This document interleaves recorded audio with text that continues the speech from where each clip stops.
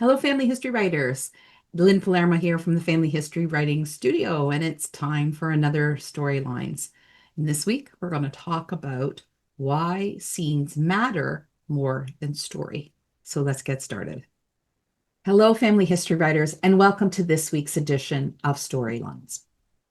Now, most new writers, when they start writing their family history, get stuck because they're trying to write a story, a big story, one that's heavy. It feels like they need to know everything, how it starts, how it ends, and everything in between. And sure, there is some truth to that. But here's the real truth. Stories aren't written, they're built. And the bricks you use to build them are called scenes. If a story is the house, then scenes are the rooms. Each one has its own walls, its own mood, its own function. And when you connect them, the architecture of the story appears almost by itself. Now, I'm not going to tell you that you don't need a story plan. I firmly believe in a story outline, but it's difficult to create that plan if you don't know or understand how to write a story scene. So, what makes a good scene? It's more than a record of what happened with some good description thrown in. A scene is a moment of change, small or large, when something shifts. So, for example, the moment your ancestor stepped onto a ship to North America, that's a big moment. Or the moment your ancestor decided to join the army, or the moment they told their father that they didn't want to run the family farm. Let's imagine your great grandmother for a moment on a train platform in 1910, a single trunk beside her.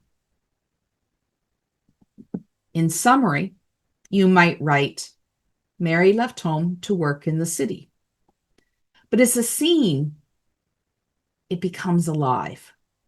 Mary tugged her gloves tighter, pretending the cold was what made her hands shake. Her father's cap sat low over his eyes. When the whistle sounded, he nodded once. Not quite a goodbye, just permission to go. In that tiny moment, we know who wants what. She wants independence. We see what stands in her way. Maybe her father's silence, her own fear.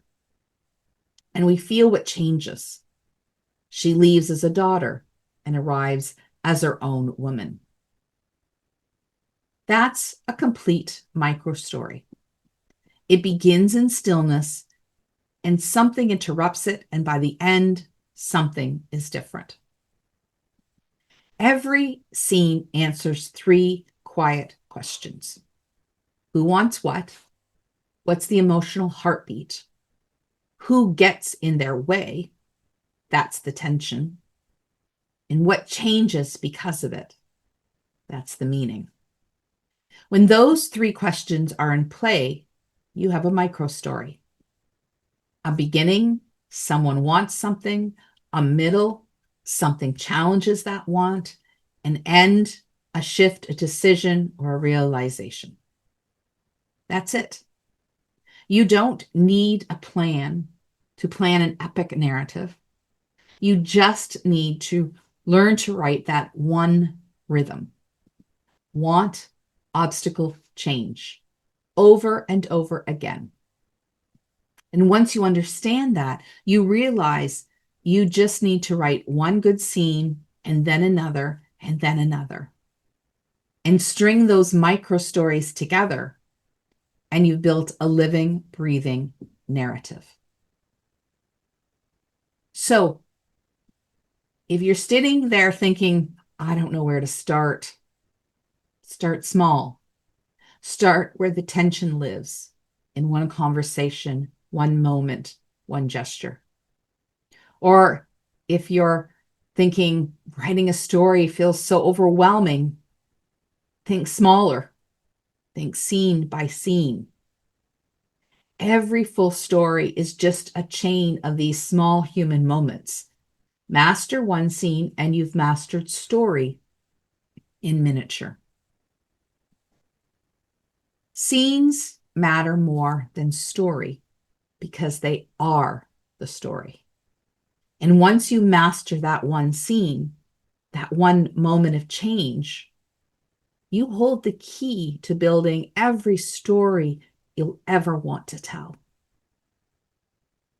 So, how do we learn to write a scene? Well, I encourage you to join us for our upcoming virtual story starter retreat because it's exactly what we will learn and practice, building one strong, meaningful scene from your family history and learning how it becomes the foundation for everything that follows. Our retreat begins October 28th and runs for 3 days on Zoom. You'll learn the mechanics, structure, and the nuance of writing an in-depth scene. You'll walk away with a first chapter of your family history story, or perhaps the next chapter if you've already started. But regardless, you'll walk away with understanding the most important element to writing stories: scenes. If you're interested, you can click the link below to sign up for these 3 information-filled and motivational days. And if you want to take that scene one step further and create a small, heartfelt heirloom book in time for Christmas, then you might want to think about joining us for our free webinar on Saturday, October 25th.